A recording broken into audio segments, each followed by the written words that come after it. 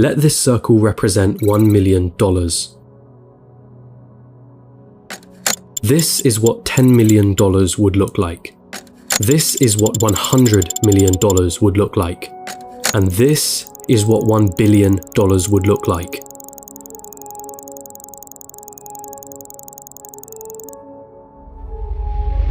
Jeff Bezos, the founder of Amazon, has a net worth of 117 times this number. And then there's you. You're probably working a job right now, one that you got from the degree that you studied for in university. You probably don't have much in savings. Your living expenses seem ridiculously high. You feel as though you're not paid enough. You have credit card debt that needs taken care of. Maybe you're a student, studying for a degree that you hope can land you a job that you hope can bring in some good money. You probably don't have any savings, only a pesky student debt hanging above your head. Wealth? Getting rich? That all seems like a distant dream. How did they do it, you ask yourself? Seeing all those millionaires, billionaires, especially the ones who got there at such a young age, it baffles you, it makes you angry. They got lucky. They were born into wealth. They cheated their way to the top. That money doesn't make them happy. Money is evil anyway. I'm not smart enough. I'm just unlucky. Those dreams you had of buying that mansion, your favorite sports car, paying off your mortgage, traveling around the world, they'll forever remain that way. Just dreams. Nothing more, nothing less. You come to the harsh realization, it's a rigged game. It's been a rigged game from the start. And you're on the losing side of it. But what if I told you you were wrong? What if there was a way of getting there? An actual equation to wealth, a science behind the way money works. What if you didn't have to abandon those dreams of paying off your parents' mortgage or traveling around the world? Would you call me a liar for saying so? I promise that I'm not, and by the end of this video you'll understand. There's a side to the coin that you're not being shown.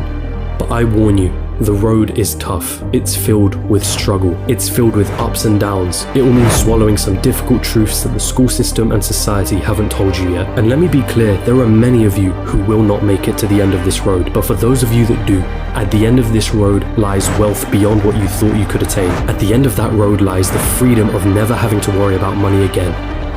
So, are you with me?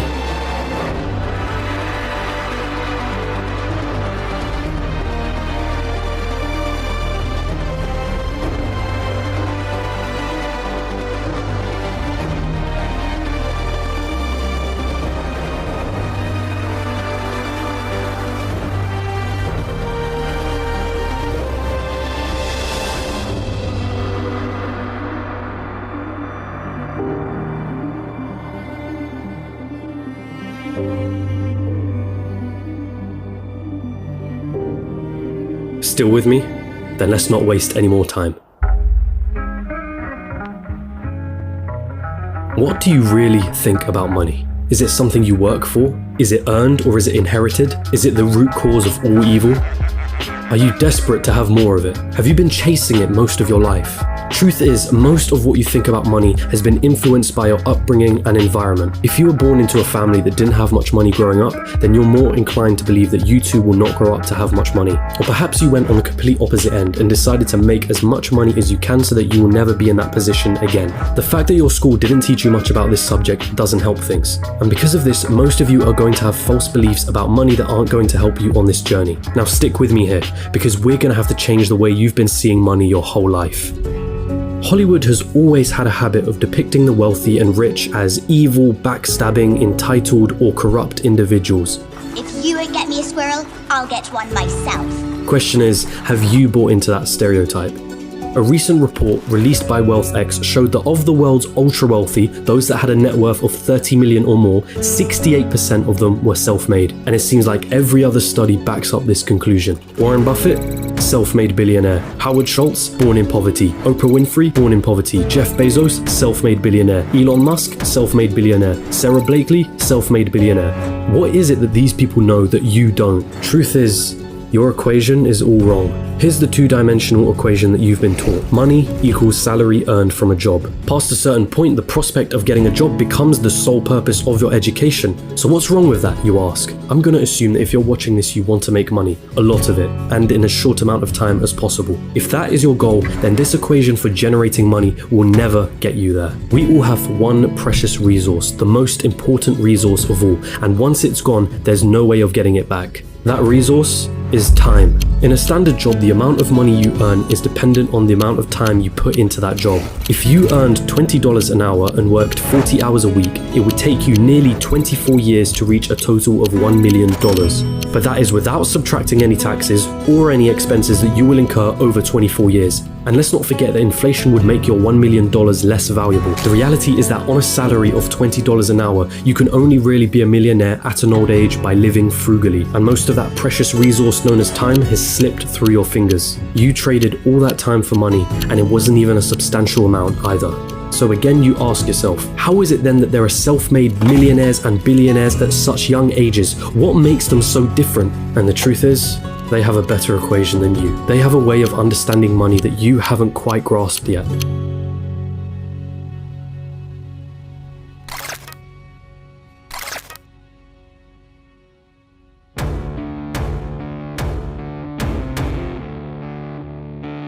Pay very close attention now. Stop chasing money. In a capitalist society, the rules of the game are as follows. You are paid in proportion to the perceived value that you have. And the people that perceive your value, they are the market, the consumers of the economy. The market is you, your friends, your family, your neighbors, your country. People complain that football players are overpaid, but for players to be paid millions, there has to be a market for the football industry in the first place. People have to see the value in football in the first place for them to want to spend money on matches and merchandise. And if the market has a high demand for football, guess what happens to the players who are at the top of their game? They are paid generously for it. It's not about how hard you work.